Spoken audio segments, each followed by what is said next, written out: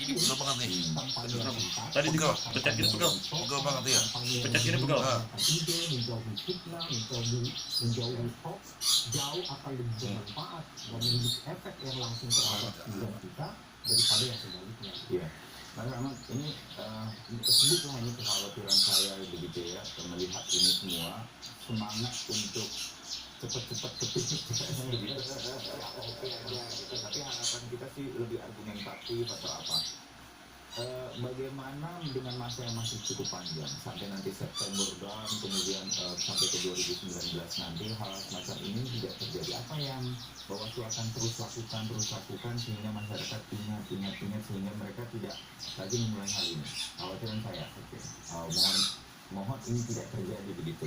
Nah, saya ketuk meja lah 3 kali sehingga tidak saling berbalas dan kemudian ini tidak kemudian berkembang lebih jauh daripada yang terjadi hari Minggu. Stop begitu ya.